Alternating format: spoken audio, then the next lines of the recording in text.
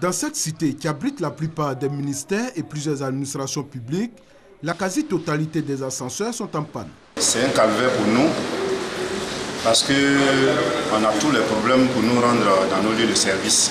Souvent les matins, on accuse un retard de 15 à 20 minutes du fait que les ascenseurs ne fonctionnent pas bien. Il y a une longue queue, et donc il y a ça. Et puis bon, vous n'avez pas la chance qu'il y ait une autorité qui arrive, mais là, on vous fait attendre pour que l'autorité aille d'abord et avant que vous ne veniez. Nous sommes dans le hall de la tour D, la tour la plus haute de la cité, 28 étages. Elle est l'une des plus visitées de ce centre administratif.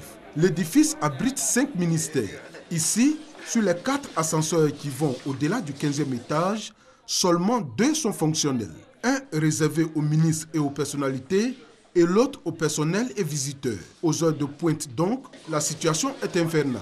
Nous les handicapés qui travaillent dans la tour ici, chaque matin quand nous bousculons, nous sommes tombés.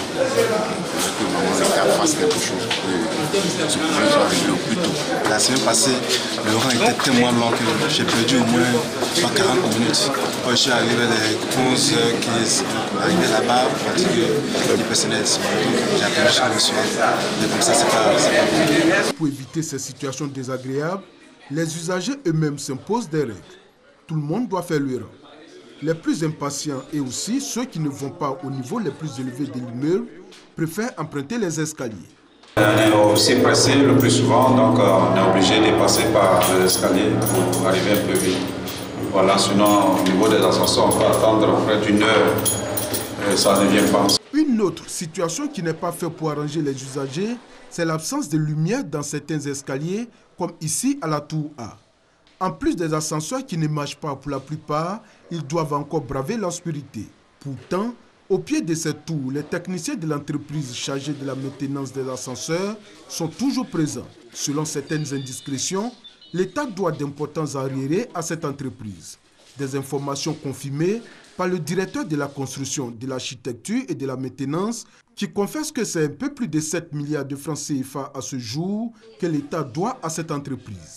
Et cette situation empêchait CFAO de s'approvisionner régulièrement en pièces de rechange. Conséquence, sur les 37 ascenseurs que comptent les tours de la cité administrative, seulement 22 fonctionnent correctement. Le directeur de la construction, de l'architecture et de la maintenance rassure. Bientôt, une solution sera trouvée afin de mettre fin aux difficultés des usagers. Nous avons préparé une communication au Conseil des ministres et cette communication a été adoptée par le gouvernement le 6 juillet 2016. Donc le gouvernement a adopté les mesures disant que chaque année, sur 3 ans, en 2017, le budget mettra en place 2,5 milliards. En 2018, 2,8 milliards. En 2019, 2,5 milliards. Si cette programmation budgétaire est respectée, à la fin de 2019, on ne devrait plus pouvoir constater d'ascenseurs malades. En attendant qu'une solution durable et définitive ne soit trouvée aux ascenseurs de la cité administrative, les usagers devront encore prendre leur mal en patience. Ils devront toujours s'imposer la discipline afin que les quelques-uns encore en bon état ne cèdent sous le surpoids et la surexploitation.